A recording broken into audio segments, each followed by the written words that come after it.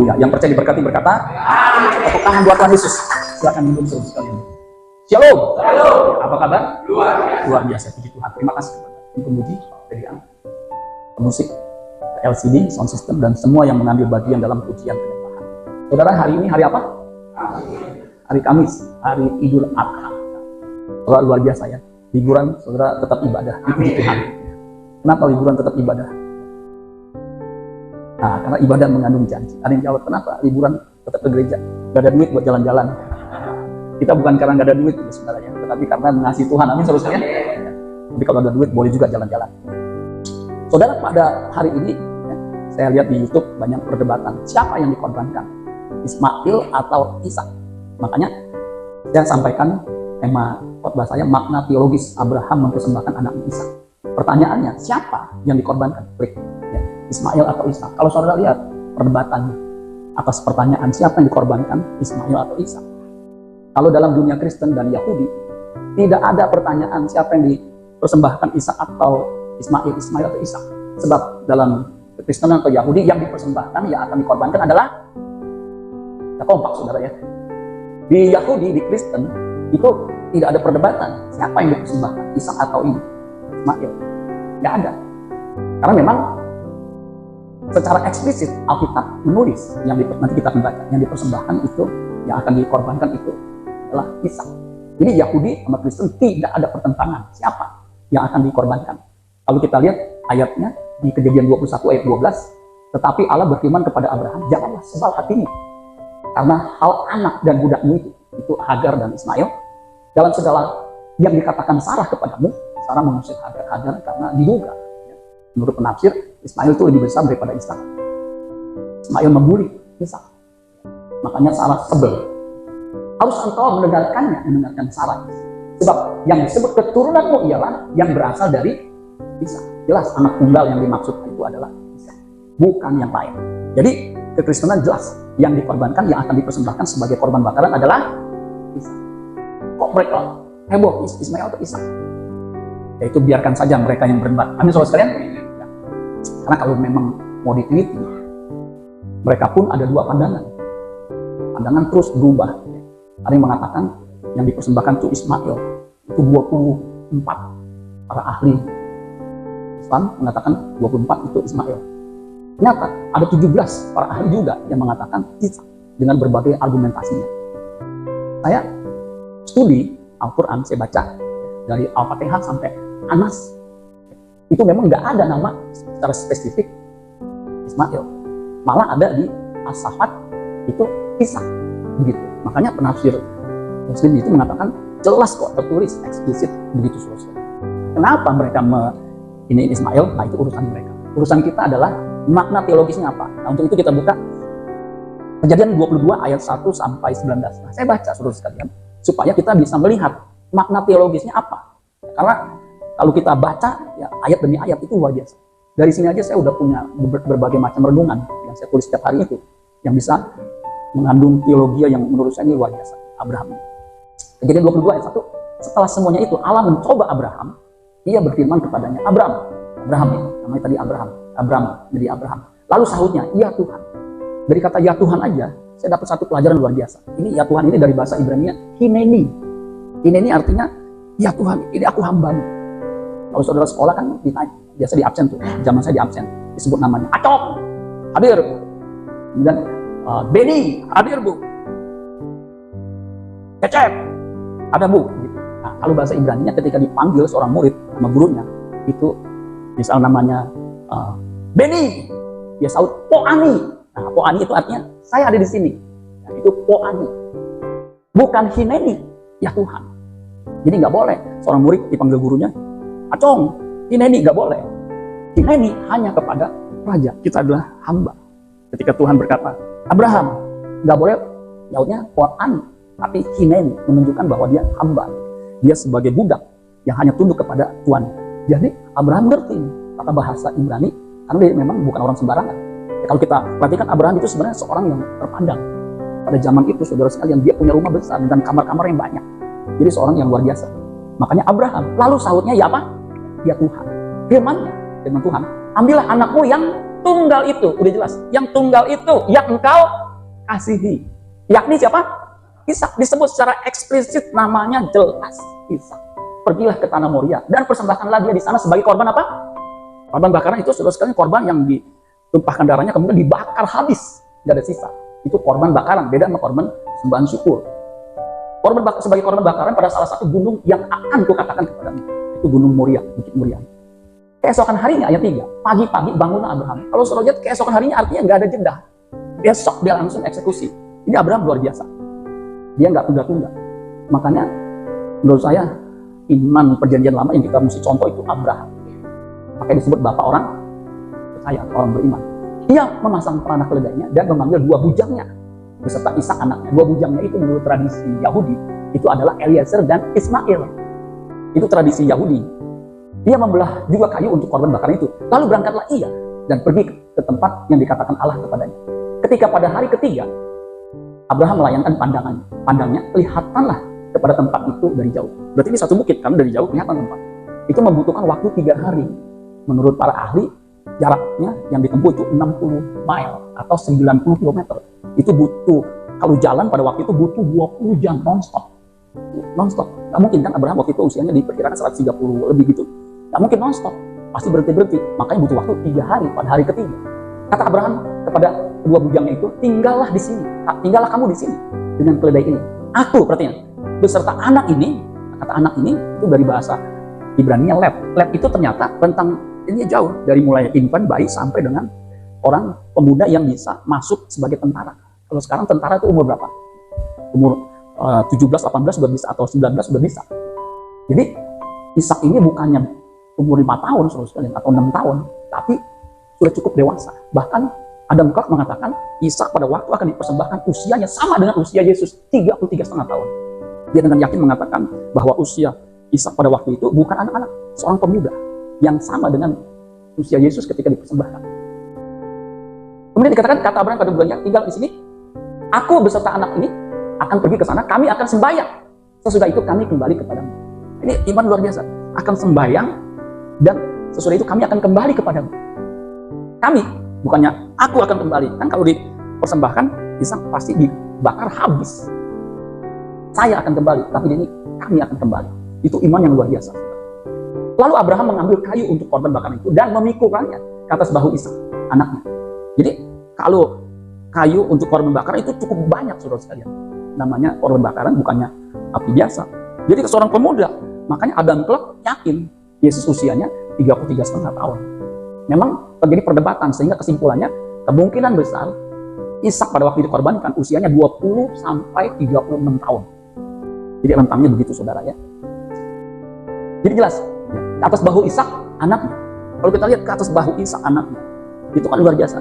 Ya, nanti kalau kita lihat, saya udah nggak sabar nih tentang tipologi. Itu Yesus kan dipaksa pikul kayu itu di bahunya tuh Yesus. Nah itu memikulkannya ke atas bahu Ishak. Ishak itu kan anak tunggal. Yesus itu juga anak tunggal Bapa. Yohanes 1 ayat 18. Inilah anakku yang kukasihi, kepadanya aku berkenan. Itu juga anak yang dikasihi. Karena begitu besar kasih Allah akan dunia ini sehingga dikaruniakan anak tunggal. Yesus itu anak tunggal yang ada di pangkuan Bapa. Yohanes 1 ayat 18. Anaknya itu sedang di tangannya dibawanya apa? Api dan pisau. Pisau untuk memotong. Ternyata pisau untuk motong sapi itu nggak sembarangan, saudara. Perhatiannya itu tajam sekali. Kertas itu tidak. Kenapa pisau untuk motong sapi mesti tajam? Kalau puntul kesian ininya lama banget sih. Jadi ini kamu yang tajam. Demikianlah keduanya berjalan bersama-sama. Kalau dibayangin ya tuh ya, kalau kita peragakan bagaimana ya hati Abraham, demikian juga dengan Ishak yang dia bertanya-tanya ini gimana ya. Lalu berkatalah Ishak kepada Abraham, ayahnya, Bapak, saud Abraham, ya anakku. Bertanyalah ya, di sini sudah ada api dan kayu. Tetapi di manakah anak domba untuk korban bakaran itu? Ya, anak domba. Karena pada waktu itu biasanya anak domba atau kambing. Saud Abraham, Allah akan menyediakan anak domba untuk korban bakaran baginya, anakku. Demikianlah keduanya berjalan bersama-sama. Abraham tidak memberitahu bahwa nanti kamu yang akan dikorbankan. Allah akan menyediakan. Bahasa Ibrani apa? Jehovah Jireh. Allah yang menyediakan. Ini di sini. Kata Jehovah Jireh itu di sini. Sampailah mereka ke tempat yang dikatakan Allah kepadanya. Tempat itu Gunung Muria. Sekarang ini ada di Gunung Muria itu diduga lokasinya adalah di mana ada Dome of the Rock, masjid yang pada saat ini ada di situ. Dan di Bukit Muria itu ternyata itu adalah bukit di mana lokasi Bukit Tengkorak Yesus disalibkan. Jadi bisa persis saudara sekalian. Ini kan luar biasa ya. Lalu Abraham mendirikan mesbah di situ, disusunnya lah kayu, diikatnya Ishak anaknya itu, dan diletakkannya di mesbah itu di atas kayu api. Berarti saudara sekalian, Ishak ini kan pemuda, sedangkan ayahnya udah 135 tahun lebih pada waktu itu diperkirakan. Jadi kalau dia mau berontak bisa nggak saudara sekalian? Bisa. Tapi Ishak ternyata seorang anak yang saleh, anak yang taat, luar biasa. Ini luar biasa saudara ya. Dua sosok tokoh ini luar biasa. Makanya Allah Elohim Yahweh itu disebut Allah Abraham, Allah Ishak. Ishak itu pernikahannya nggak ada poligami saudara. Ini luar biasa Ishak. Makanya jadi contoh. Disusunnya kayu diikatnya Ishak anaknya itu dan diletakkannya di mesbah itu di atas kayu api. Jadi diikat, diletakkan, kemudian apa? Di atas kayu api itu tinggal digorok. Ini menunjukkan ketaatan, kepasrahan yang luar biasa. Sesudah itu Abraham mengulurkan tangannya, lalu mengambil pisau untuk apa? Menyembelih. Tadi kan saya katakan pisau sembelih itu 500.000 sebetulnya. Itu baja asli. Itu tajam pasti. Jadi sekali gorok itu pasti ininya putus, betul nggak saudara sekalian? Nggak akan ada napas lagi gitu, enggak. Nah saya suka nih ayat 11 ya. Tetapi berserulah malaikat Tuhan, malak Yahweh dari langit kepadanya, Abraham, Abraham. Sahutnya apa?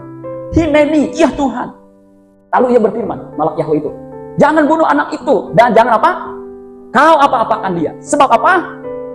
Telah ku ketahui sekarang bahwa engkau takut akan Allah dan engkau tidak segan-segan untuk menyerahkan anakmu yang tunggal kepadamu. Nggak sayang-sayang, nggak segan-segan, dia rela mau mempersembahkan. Itu Tuhan tahu, buktinya apa? Dia betul-betul serius untuk mempersembahkan. Ini luar biasa saudara sekalian. Nah, yang menarik kata bahwa engkau takut itu bentuknya superlatif. Bentuknya apa? Superlatif. Apa sih Pak superlatif? Apa kakaknya Pak Edi Latif atau adiknya Pak Dudi Latif? Bukan. Kalau bahasa Inggris itu ada positive degree, ada comparative degree, ada superlative degree. Kalau positive degree itu sama, misalnya sama tinggi, as tall as gitu ya. I'm as tall as you. Saya sama tinggi sama itu positive degree. Kalau comparative itu lebih, I am smarter than you. Saya lebih cerdas daripada kamu. Itu comparative degree. Kalau superlatif, saya yang paling tinggi di sini. I am the tallest, pakai S gitu, IS. Di sini yang paling tinggi siapa? Yang ini saudara ya. Nah ini sama, bahwa engkau paling takut, do fears, ya, pakai fear first, itu artinya paling yang ditakuti itu Tuhan. Ini luar biasa saudara. Jadi kenapa Abraham bisa begitu tega mempersembahkan Ishak kepada Tuhan? Karena ternyata Abraham itu lebih mengasihi, yang paling dia kasih itu karena bukan anaknya Ishak, tetapi Tuhan. Makanya saudara-saudara dalam kekristenan juga diajarkan Yesus, kalau kamu tidak mengasihi Allah lebih daripada bapamu, ibumu, ya, anakmu laki-laki, anakmu perempuan, kamu tidak layak bagi. Kamu tidak bisa mengabdi kepada dua tuan. Kalau kamu punya dua tuan, kamu akan mengasihi yang lain, membenci yang lain. Ini artinya saudara sekalian, Tuhan harus yang utama, amin. Abraham tahu nih, Tuhan utama, melebihi dari anaknya Ishak. Anak itu kan harapan. Ya, saya bisa ngerti itu yang dirasakan Pak Rahmat. Itu juga ketika itu juga saya bingung. Sebab kalau saya memberkati, besok saya kena SP cap sebenarnya. Karena memang nggak boleh. Itu mengalami kesulitan. Nah, saya ketemu Pak pendeta itu ketika ada acara. Dia bilang, Pak, nih kalau ada apa jemaat Bapak atau siapa, ada persoalan begini, hubungi saya aja. Pendeta pasti nggak bisa. Betul ada kasus begitu? Ya, nggak bisa. Dia bilang, mau nggak saya bantu kasih ke ini, yang lain? Ya nggak mau Pak, saya maunya Bapak. Ya gue kalau berkati, gue pasti dipecat. Ya. Iya. Mau, udah gak pendeta lagi dia, kenapa? Berkati orang itu. Pecat saya. Kesian kan, udah full time, dia dipecat nih. Saya bilang, saya keingetan tuh, betul tuh. Karena saya pikir saya juga kan nggak setiap kali kontak-kontak Pak Simpson. Jadi saudara ini memang betul ya, puji Tuhan bisa bantu. Sampai saya bingung bantunya gimana ya, misalnya saya cari tahu juga, iya Pak, diselapin di itu. Saya tanya Pak ini, ya gampang Pak. Itu mah yang pentingnya, artinya percaya, mau diselapin di bak mandi, di kolam ikan. Ada pendeta, baptisnya di kolam ikan koi. Dalamnya kan 1,5 meter, di ikan koi. Tuh. Jadi ketika dibaptis dalam nama Bapa, Anak, dan Roh Kudus, diangkat, ikan koinya loncat-loncat, hore. Saya bilang luar biasa. Lihat aja di FB. Ikan koi, itu yang dibaptis orang kaya, saudara sekalian. Ikan koi begitu banyak. Jadi saudara ini luar biasa. Nggak segan-segan. Sebab apa? Ini Abraham luar biasa. Saya aja nih, ini saya kesaksian ya. Boleh nggak saya kesaksian? Boleh ya? Saya waktu full time, itu susah loh. Saya udah kerja kan 14 tahun di Citibank. Sebelumnya saya 4 tahun. Itu kan karir saya lagi nanjak. Dia bilang, nggak mungkin lah, yang lain aja tuh, yang memang udah sekolah teologi, gue belum. Gue mesti sekolah teologi lebih lama. Di sini karir saya lebih bagus. Kalau kerja di bank, ini kan ada Pak Yong gitu, dari Jogja kerja di bank, Pak Joni kerja di bank, Pak Iki kerja di bank, Pak Heni kerja di bank, siapa yang di bank? Itu gajinya lebih tinggi daripada rata-rata perusahaan lain. Boleh tanya deh, saudara. Jadi ketika saya, wah nggak mungkin deh, ini Nehisi ngelihat itu berjahit, itu berat saudara. Apalagi saya ini kan golden boy dari bos saya. Bos saya sampai bilang, gue mah percaya sama dia. Gue selain leher gue juga, gue mah percaya. Itu kan enak punya bos sampai begitu saudara. Saya nggak usah minta naik gaji bos, nggak perlu. Dikasih saham, dikasih feature bonus kan udah pasti. Jadi berat itu. Saya bilang ini mah bini gue kedua, nggak mungkin gue lepasin. Makanya saya bergumul sampai 3 tahun saudara. Ini kan berat, anak udah 25 tahun nunggu, mesti dipersembahkan. Itu kan butuh iman. Saya kan juga bergaul banyak pendeta, karena mertua saya pendeta. Saya tahu pendeta kartunya. PK-nya saya juga tahu berapa. Saya bilang kalau saya pensiun, saya nggak kerja, saya mesti minimal khotbah 100 kali sebulan. Lah 100 kali sebulan, di gereja kita aja sebulan sekali nggak pernah. Jarang. 100 kali gimana 100 kali? Kan repot, bener lah 100 kali. Waduh, itu pusing tuh. Makanya saya bingung. Aduh, saya keungaran, doa itu betul kata Pak. Doa. Gimana ya? Untung saya ambil 100 kali. Saya waktu itu bilang begini, waktu belum saya ambil keputusan, kecuali Citibank-nya bangkrut, tutup, baru gua berhenti dah. Sebab apa? Gua nggak mau kerja tempat lain lagi lah. Ini udah tempat terakhir. Kan nggak bangkrut 100 kali. Baru tahun ini, 2003, consumer bisnisnya ditutup. Jadi saya lega juga ya. Ternyata ya, bank udah 55 tahun, consumer bisnisnya ditutup. Saya khotbah terakhir tahun lalu. Itu undangan yang kedua saya di Citibank. Mereka udah tahu saya bahwa konsumernya ditutup. Pada waktu itu kan belum tahu tuh apa ditutupnya. Bahkan saya pernah tanya waktu saya training, masih bilang nggak Citibank di close down, ditutup? Nggak mungkin. Udah ada puluhan tahun, bahkan udah 101 abad lebih. Ternyata saudara sekalian, siapa sangka? Saya juga nggak menyangka. Begitu. Untung saya ambil. Kalau nggak saudara sekalian, aduh saya kerja tuh di situ kayak kuda, kayak apa? Kayak kuda, dicambuk dan didera. Duitnya memang banyak, tapi kerjanya saudara sekalian luar biasa. Begitu. Sebab kalau saya kendor dikit, disalip sama orang lain. Jadi mau nggak mau saya mesti kerja kayak kuda begitu. Pagi-pagi pulang petang, timbang pukul, pantat panas, kepala pujam, potong pinjaman, pendapatan pas-pasan. Siapa yang bisa ngulangin, saya kasih ceban. Belum ada yang bisa, saudara sekalian. Tuh saudara. Makanya saya bisa ngerti, ini anak 25 tahun. Itu pencobaan luar biasa. Dan hanya Abraham yang diuji ini. Nggak ada, surat Alkitab, nggak ada yang diuji selain Abraham untuk mempersembahkan Ishak. Kita lanjutin dulu, saudara. Lalu Abraham menoleh dan melihat seekor domba jantan di belakangnya. Yang tanduknya, lihat, seekor domba jantan. Itu usianya yang paling muda. Dan yang tanduknya tersangkut dalam belukang. Kok bisa ya? Domba, dia kagak lihat, tiba-tiba nongol. Berarti Tuhan yang menyediakan. Jehovah Jireh. Abraham mengambil domba itu, lalu mengorbankannya sebagai korban bakaran pengganti anaknya. Jadi yang dikorbankan itu siapa? Ternyata domba. Betul kata Gus Dur. Ketika ditanya, siapa Gus yang dipersembahkan, Ismail atau Ishak? Nggak usah diperdebatkan. Mau Ismail sama Ishak, dua-duanya juga nggak dipersembahkan. Yang dipersembahkan anak domba. Gitu aja repot. Itu tuh deh. Betul tuh ya, Gus Dur. Karena Gus Dur pernah didatangin sama kiai yang lagi galau. Gus, kenapa kamu pemuka kusut begitu? Anak saya 4. Aku masuk Kristen, Gus, gimana? Kamu ini gitu aja repot. Tuhan anaknya 1 masuk Kristen, kagak repot, kamu kok repot? Itu luar biasa ya. Balik ke bacaan yang tadi, saudara ya. Tadi Gus Dur udah ditampilin bang, ada tuh Gus Dur tuh. Coba, ini Gus Dur ini udah dikonsumsi umum, jadi saya berani tayangin. Tuh, so ketika Gus Dur, itu nggak ada duanya. Jadi ngapain diributin, gitu aja repot. Begitu ya. Nah, itu balik ke tadi bacaan. Saya selesai, saya nggak akan lama 1,5 jam sampai. Pak ini gini-gini ini. Saya lihat Pak Agus gini-gini sampai tembus tangannya gini. Saya udah bantuin begini. Tangan saya udah sakit begini nih, nggak bisa juga sama sekali. Kemarin sudah bilang Pak, 40 menit ada Abi Pak. Siap. Dia lewat juga saudara sekalian. Lalu, tadi mana tuh ya? Udah ya. Nah, sekarang ayat 14. Dan Abraham menamai tempat itu apa? Tuhan menyediakan. Ini saudara. Kalimat kedua di pasal yang sama yang Abraham ucapkan ketika ditanya mana domba, Tuhan menyediakan. Dan betul Tuhan menyediakan anak domba. Amin saudara sekalian. Itu iman luar biasa ya. Sebab itu sampai sekarang dikatakan orang di atas gunung Tuhan akan disediakan. Jadi atas gunung itu di Moria itu kalau surat Israel itu ada Jehovah Jireh. Amin saudara sekalian. Di sini siapa yang ke Israel? 1, 2. Oh lumayan saudara sekalian. Belum pernah. Sama saudara. Pak Joni nanya sama saya, Pak pergi dong ke Israel. Bapak pasti ada begini. Ada. Cuma belum turun ke air aja, saudara ya. Untuk kedua kalinya berserulah malaikat Tuhan. Ini malak Yahweh. Jadi malaikat yang mewakili Allah Bapa. Allah kan roh, nggak bisa dilihat. Hal ini kan bisa dilihat. Nah, itu malak Yahweh. Itu Yesus sebelum inkarnasi. Namanya Theophany atau Kristofani. Ya. Untuk kedua kalinya berseru malaikat Tuhan dari langit kepada Abraham. Katanya, aku bersumpah demi diriku sendiri. Yang bisa bersumpah demi dirinya itu hanya Tuhan. Betul nggak seterusnya? Malaikat nggak berani. Demikianlah firman Tuhan. Tuhan itu tulisannya udah besar semua, itu Yehova, Yahweh. Biasanya orang Israel nggak boleh sebut Yahweh, sebutnya Adonai. Karena engkau telah berbuat demikian. Jadi iman itu harus ada perbuatan. Amin. Berbuat demikian. Dan engkau tidak segan-segan untuk menyerahkan anakmu yang tunggal kepadaku. Maka, nah ini berkat. Ya. Ada kata maka, akibatnya.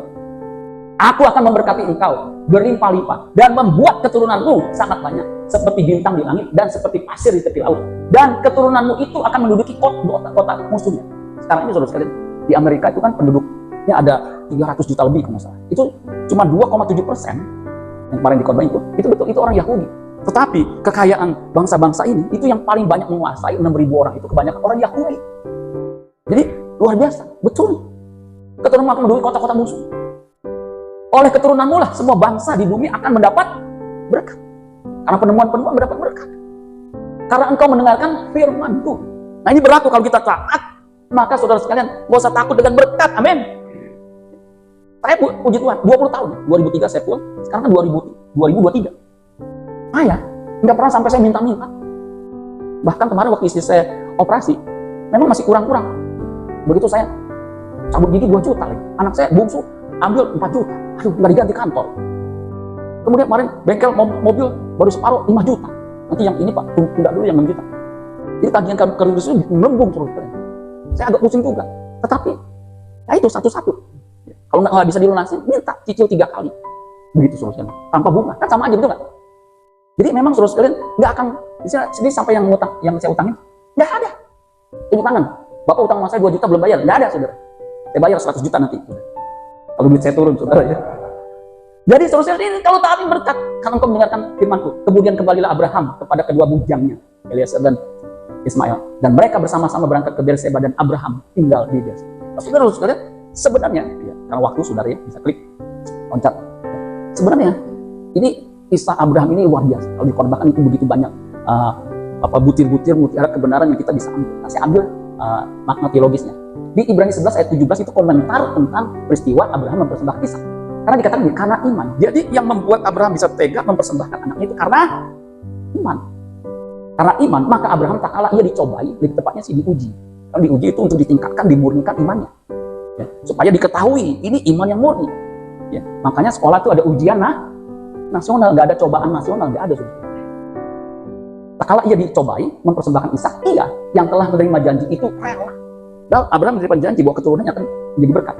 Rela mempersembahkan anaknya yang tunggal, walaupun kepadanya telah dikatakan keturunan yang berasal dari Ishak lah yang akan disebut keturunannya.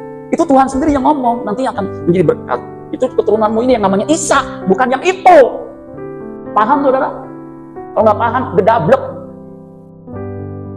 Karena dikatakan kalau suruh baca ya, firman Allah yang hidup, singkirkan Esau itu, jangan kau bunuh anakmu, seru malaikat Tuhan. Karena aku tahu bahwa engkau mengutamakan Allah dalam hidupmu, sehingga engkau rela menyerahkan bagiku anakmu yang sangat kau kasihi sekalipun.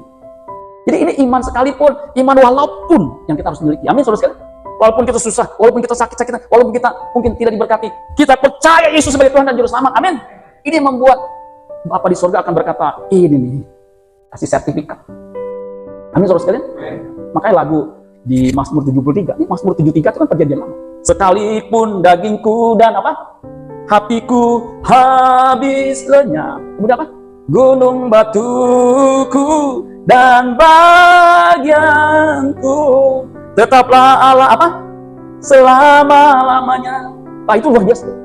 Makanya gereja harus mengajarkan iman seperti ini. Amin saudara. Iman walaupun sekalipun. Jangan ngajarin berkat. Aduh, kalau berkat saudara sekalian kesian jemaatnya. Kesian apa? Ya, Bapak mah enak, pendidikannya tinggi, pergaulannya luas, bisa bahasa Inggris. Ya tenang aja diberkati, betul nggak? Saya Inggris di belepotan. Nggak ngerti, wawasan nggak luas. Nggak apa-apa. Kalau percaya Yesus, nanti ujung-ujungnya saudara sekalian, suruh punya duit banyak, duit dikit, mati juga, betul nggak? mati juga. Nah, di ujung maut itu, kalau kita punya iman, kita akan masuk ke dalam kerajaan surga. Amin, saudara sekalian. Jadi kalau kaya, buat apa kita punya kekayaan luar biasa? Memang sih, kalau punya duit lebih enak, betul nggak saudara sekalian? Kalau masuk bank, saudara itu kalau prioritas, itu sapam gini, silakan Pak. Dan kita belum menunjukkan bahwa kita prioritas, betul nggak? Oh dia bisa tahu ya, begitu ya. Oh ini masuk Pak, masuk tuh. Mau usah ngantri di teller. Dikasih Bapak mau kopi, atau teh, atau pokari, atau UC. Dengan air putih aja. Atau kopi juga boleh. UC, begitu saudara. Ada yang bisa dibantu Pak? Ini Pak, begitu saudara. Itu kalau punya duit. Tapi kalau nggak punya duit, di teller, betul nggak? Antri tuh berjam-jam begitu. Tapi saudara sekalian, kalau saya punya waktu antri sejam, 2 jam, itu cuma berapa menit, oh nggak ada masalah, betul nggak saudara sekalian? Karena kalau uangnya banyak, kemudian ketika di ujung maut, mati ketakutan, kemudian masuk neraka, ayo, siapa yang tahu jawab saudara? Masuk neraka itu bukan sehari 2 hari, tapi selama-lamanya.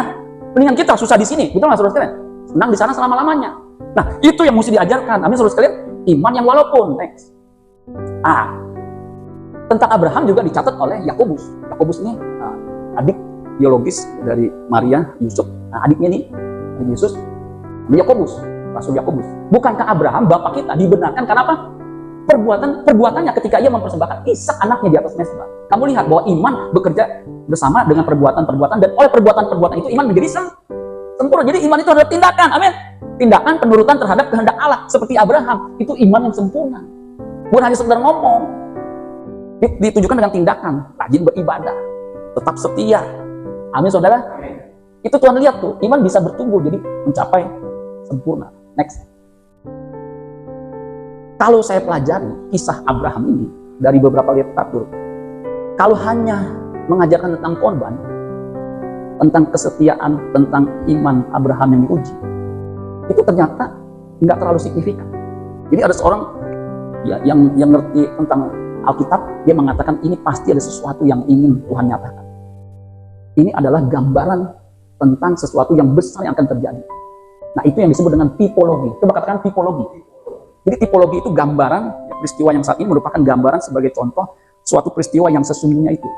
Nah, dalam teologi itu, tipologi itu bagian yang diajarkan. Nah, ternyata Ishak itu adalah tipologi menggambarkan Yesus yang pasrah. Abraham itu sebagai bapak yang rela menyerahkan anaknya. Ini yang baru mantap, saudara. Dan Alkitab Perjanjian Baru menunjukkan ke hal itu. Jadi ternyata peristiwa Allah menyuruh Abraham mempersembahkan bukan hanya sekedar ujian iman, tetapi ini adalah kebenaran yang sangat dibutuhkan oleh manusia. Jadi bukan hanya perayaan kemudian dilanjutkan. Sekarang ini di Israel gak ada korban yang dipersembahkan. Kenapa? Karena gak ada bait sucinya. Gak ada korban bakaran, gak ada bait sucinya, bagaimana mau dikorbankan? Nah, itu tipologi. Nggak ada waktu, terus next. Jadi tipologi, Ishak itu tipe atau prefiguration of Christ. Jadi gambaran Kristus itu si Ishak itu. Di Gunung Moria, tempat bukan secara kebetulan, memang itu.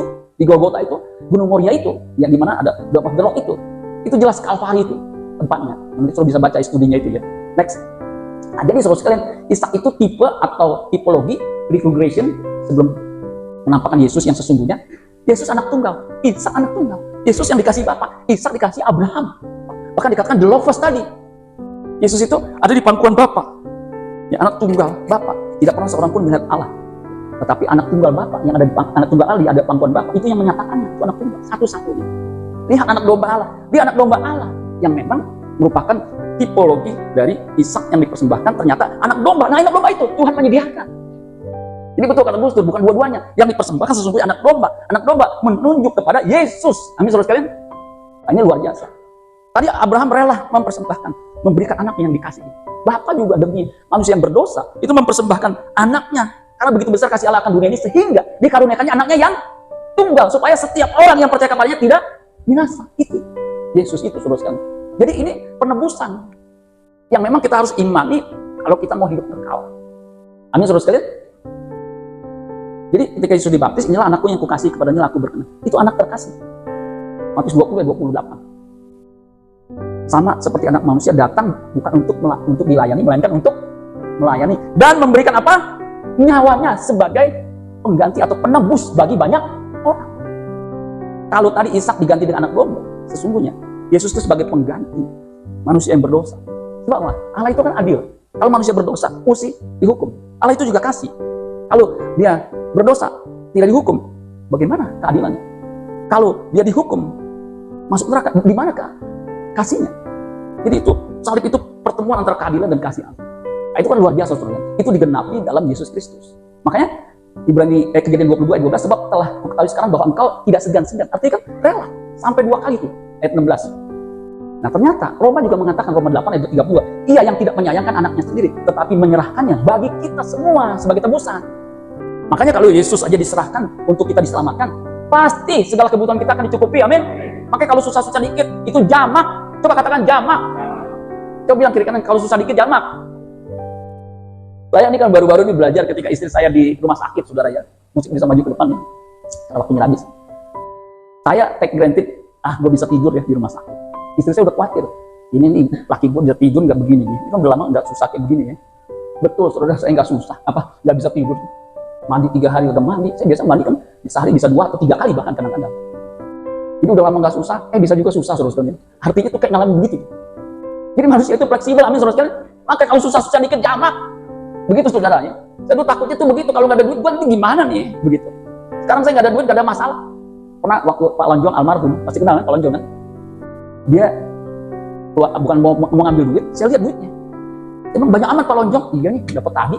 Berapa sehari? 300.000. Sehari 300.000. Parkir di situ, betul nggak Pak Rudi itu? So, banyak amat. Duit saya pada waktu itu cuma 50.000. Tuh saudaranya. Jadi saya bilang, lebih banyak dia sekarang ya. Dulu saya tuh di dompet tuh ya, saya kurang pede kalau nggak 1 juta atau 2 juta, saudara. Aduh, sekarang saudara, saya mau pernah ya ngajak anak saya mau makan di McDonald apa tuh di situ ya, Dunkin Donat. Saya bilang duit saya cuma gocap. Aduh, ini anak gimana ya?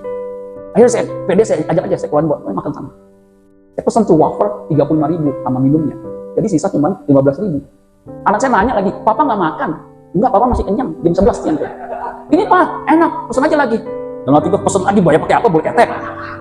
Ayo pak. Enggak, papa masih kenyang lagi, papa kurang goyang. Itu anak disisain. Saya kan kalau makanan sayang betul. Esther habisin sayang itu. Enggak, aku kenyang. Udah papa aja. Aduh, saya kan sayang. Udah sayang. Aduh. Pas pulang saya makan. Tadi katanya kenyang, gak tahu kelaparan, saudara saya. Saya cerita sama saya, aduh, duit saya cuma gocap tuh, saudara. Anak mau makan kan mau ngomong gitu belain, betul nggak saudara ya? Aduh, sekarang saya kagak ada duit.